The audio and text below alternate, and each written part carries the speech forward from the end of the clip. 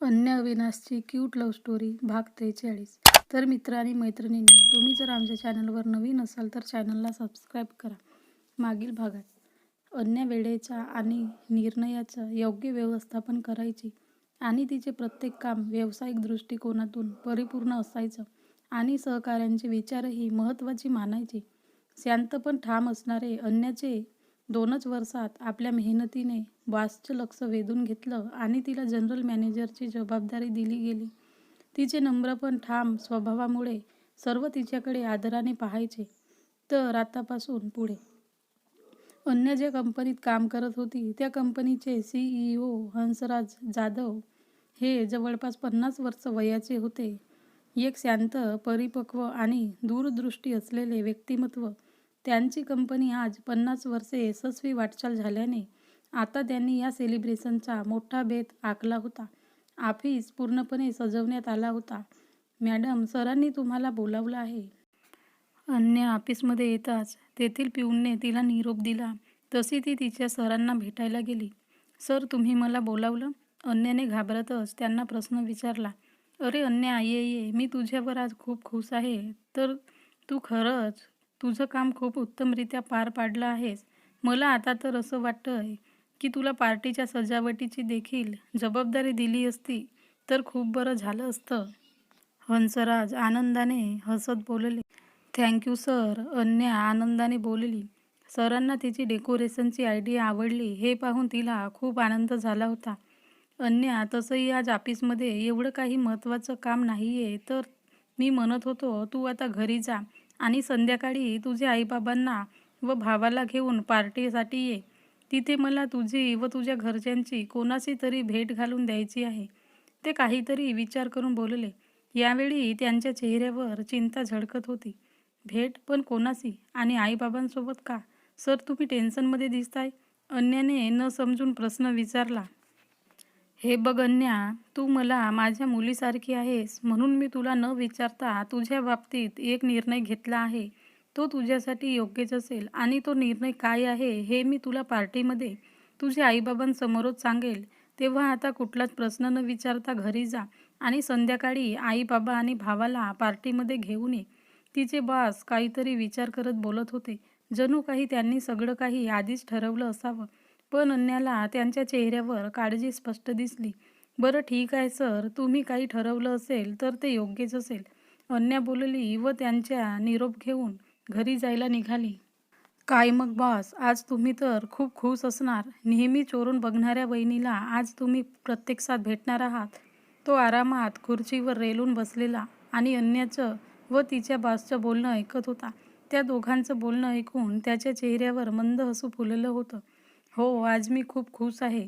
3 वर्षे वाट पाहिली आहे या क्षणाची आणि आज तो क्षण आला आहे. आज मी तिची आईबाबांकडे तिचा हात मागणार आहे आणि मला खात्री आहे की ते नाही म्हणणार नाहीत. तो हसत बोलला. पण बॉस, तो काहीतरी बोलत होता तेवढ्यात त्याने शांत बसायचा इशारा केला. श्श्श, पण बिन काही नाही. आता अन्याचे आणि माझ्यामध्ये कोणीच येऊ शकत नाही, अगदी तोही नाही. तो थोड्या रागातच बोलला. सॉरी बॉस, मला माफ करा. त्याच्या चेहऱ्यावरील राग पाहून तो बाजूला उभा असलेला त्याचा चेला बोलला. बरं, आमचे परमपूज्य आईवडील इथे कधी पोहोचतील? मला माझ्या वडिलांचा आभार मानायचे आहेत. अखेर त्यांच्यामुळेच आज माझ्या आयुष्यात हा आनंदाचा दिवस आला आहे. तो हसत बोलला. हो, ते येतच आहेत. आपला ड्रायव्हर त्यांना घ्यायला एअरपोर्टवर गेला आहे. त्याचा चेला बोलला. बरं चल, आपण तुझ्या होणाऱ्या वहिनीच्या करिता थोडी शॉपिंग करूया. असं बोलत तो आपल्या खुर्चीवरून उठला आणि बाहेर गेला. अगं अन्या, तू एवढ्या लवकर घरी आलीस? काय झालं? तुझी तब्येत तर ठीक आहे ना? बघू बरं, ताप तर नाही ना? अन्याला लवकर घरी आलेलं पाहून सुमनताई तिच्या कपाळाला स्पर्श करत बोलल्या. कारण सरांचं बोलणं ऐकून अन्याचा चेहरा थोडा उतरलेला आणि ती विचारात हरवली होती. आई, मी ठीक आहे. ते सरांनी मला आता घरी पाठवलं आहे. तसं या पार्टीमध्ये काही महत्त्वाचं काम नाही आहे, तर ते म्हटले की घरीच जा आणि संध्याकाळी तुझ्या आईबाबांना व भावाला सोबत घेऊन ये. त्यांना तुझ्याशी काहीतरी महत्त्वाचं बोलायचं आहे आणि कोणाची तरी भेट घडवून द्यायची आहे. अन्या घाबरतच म्हणाली. काय भेट? पण कोणाची? आणि आमच्यासोबत का? अन्याचे बाबा बाहेर गेले. ते आत येत बोलत होते. अहो असेल हो काहीतरी कारण. अन्या ठीक आहे, आम्ही तुझ्यासोबत संध्याकाळी पार्टीला येतो. सुमनताई म्हणाली. सरांनी कशासाठी बोलावलं असतील आणि कोणाशी भेट घालून देणार असतील याचा अंदाज आला होता, म्हणून त्यांनी रवींद्रचे बोलणं मध्येच तोडलं आणि गालात हसत बोलल्या. अगं पण रवींद्र पुढे काही बोलणार होतेच. अहो तुम्ही औषध घेतली ना, मग आता थोडा वेळ आराम करा. मी तुम्हाला नंतर सगळं सांगते. अन्याची आई हसत बोलली. तसं रवींद्र आराम करायला त्यांच्या रूममध्ये निघून गेले. आई तुला खुश व्हायला काय झालं? मला तर सरांनी अचानक घरी पाठवलं आणि आता संध्याकाळी तुम्हाला भेटायला बोलावलं आहे, म्हणून टेन्शन आलंय.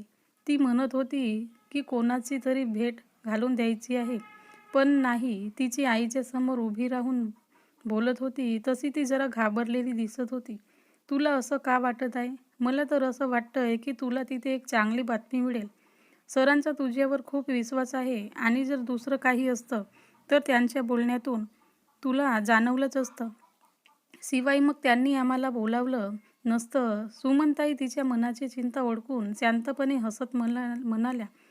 पण नाही, असं अचानक घरी पाठवणं आणि संध्याकाळी भेटायला बोलावलं हे जरा विचित्रच नाही का वाटत? अन्या अजूनही गोंधळलेली होती. तिच्या मनात विचारचक्र चालूच होते. अन्या पहिलं तर तू शांत हो बरं. सगळं काही ठीक होईल. आम्हाला बोलवण्यामागे एवढं गंभीर कारण नसेल. कोणाची तरी ओळख करून देणार असतील. मला तर असं वाटत आहे की कदाचित तुझ्या पुढील आयुष्याबद्दल विचार करत असतील. तेव्हा तू काळजी करू नकोस आणि संध्याकाळी बघू काय होतंय. आणि अजूनही ती विचारातच होती. सरांचा निर्णय तिला काहीसा गूढ वाटत होता. संध्याकाळ होत आली होती. आज अन्या, तिची आई, तिचे वडील आणि भाऊ तयार झाले आणि पार्टीच्या ठिकाणी पोहोचले. ते ठिकाण अगदीच भव्य होतं. प्रकाशांच्या माळ्यांनी सजवलेली जागा आणि माणसांची गर्दी. अन्याचे ऑफिसमधील सहकारी तिथे आनंदातच एकमेकांशी बोलताना दिसत होते. तर अजूनही गेस्ट येतच होते. एकंदरीत एक जंगली सेलिब्रेशन सुरू होतं. अन्या तिथे पोहोचली होती. आसपास माणसांची गर्दी होती. पण तिचं मन अजूनही शांत नव्हतं. बॉसने घरच्यांना अचानक काय बोलावलं असेल, कारण ती सोडली तर दुसऱ्या कोणाच्याच घरचे दिसत नव्हते. म्हणून आता तिला फारच टेन्शन आलेले होते. आई मला घाबरल्यासारखं वाटतंय. का बोलवलं असेल तुम्हाला? अन्याने हळू आवाजात विचारलं. सुमनताईंनी तिला समजावत हसून म्हणाल्या, अगं काही असलं तरी तुझ्या भल्यासाठीच असेल. तू आता नर्वस होऊ नकोस. त्यानंतर सगळ्यांनी मिळून आत प्रवेश केला. ऑफिसची पार्टी सोडून खूपच ऐश्वर्य संपन्न वाटत होती. रंगीत फुलांचे माळा, मोठे बॅनर आणि समोर ऑफिसमधले सगळे मोठे अधिकारी होते. हंसराज जाधव, अन्याचे बॉस, समोरच होते. ते शांतपणे हसत तिला पाहत होते. तेव्हा अन्या पुढे जाऊन त्यांना भेटली. हॅलो सर, हे माझे आई बाबा आणि हा भाऊ मयूर. अन्या त्यांच्याजवळ जाऊन थोडीशी नर्वस होऊन आपल्या आईबाबांची व भावाची ओळख करून देत बोलली. नमस्कार अन्या, तू यांना घेऊन त्या टेबलवर जा. मी 5च मिनिटात तिथे आलो. आजचं हे सेलिब्रेशन खूप खास आहे आणि तुझ्यासाठी व तुझ्या परिवारासाठी तर खूप महत्त्वाचं आहे, हंसराज म्हणाले. त्यांच्या चेहऱ्यावर एक गूढ हास्य होतं. अन्या आणि तिच्या कुटुंबाला एक शांत, खास कॉर्नरच्या ठिकाणी बसायला सांगण्यात आलं. पार्टीचा रंग वाढत चालला होता आणि तेवढ्यात तिथे एक मोठी असामी आली असावी, कारण हंसराज स्वतः त्यांना घेण्यासाठी पुढे गेले होते. अन्या सर्व पाहत होती. तिला त्या व्यक्तीला यापूर्वीही कुठेतरी पाहिल्यासारखं आहे असं वाटत होतं, पण कुठे हे तिला काही आठवत नव्हतं. आणि तिचे सर त्यांना घेऊन अन्या व तिच्या घरचे जिथे बसले होते तिथेच घेऊन आले. तसे अन्याने चेहऱ्यावर बळेच हसू आणलं, कारण आता ते तिची ओळख त्यांच्यासोबत करून देणार होते. अन्या, आजचं सेलिब्रेशन फक्त कंपनीचे 50 वर्षाच्यासाठी नाही आहे, तर एक खास ओळख करून देण्याचा क्षण आहे. हंसराज जाधव अन्याकडे बघून हसत बोलले. अन्या, तुला माहीत आहे का आपली कंपनी यशस्वीपणे चालण्याच्या मागे मेन सूत्रधार कोण आहेत ते? ते हसत बोलले. ऑफकोर्स सर, तुम्ही आणि आपल्या कंपनीतील प्रत्येक कामगार जे मन लावून काम करतात. अन्या हसत बोलली. हो ते तर आहेच, पण त्या सर्वांच्या पहिले हे साहेब आहेत, आपल्या कंपनीचे सर्वेसर्वा मिस्टर राठोड, हंसराज आनंदाने बोलले. अन्या गोंधळून गेली. पण सर, तुम्हीच तर कंपनीचे CEO आहात ना, मग तिने प्रश्नार्थक नजरेने मिस्टर राठोडकडे पाहिलं. हो अन्या, आम्ही या कंपनीचे CEO आहे, पण आज मी तुला ज्यांची ओळख करून देतोय ते या कंपनीचे खरे मालक आहेत. मिस्टर राठोड. हंसराज जाधव अन्याकडे पाहून हसत म्हणाले, मी फक्त कंपनीच्या व्यवस्थापन पाहतो, पण मिस्टर राठोड या कंपनीचे सर्वेसर्वा आहेत. त्यांनीच मला या पदावर ठेवलेलं आहे. खरं सांगायचं तर या कंपनीच्या अनेक गोष्टी त्यांच्या देखरेखीत चालतात. हंसराज हसत पुढे म्हणाले.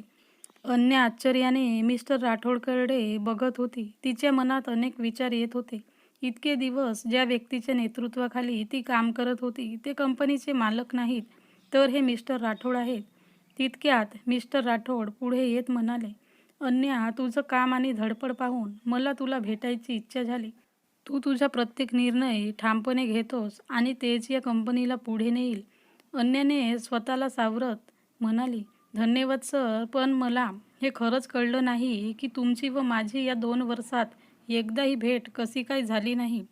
तर मित्रांनी मैत्रिणींनो, हा भाग कसा वाटला ते कमेंटमध्ये सांगा आणि आमच्या चॅनलवर नवीन असाल तर चॅनलला सबस्क्राईब करा.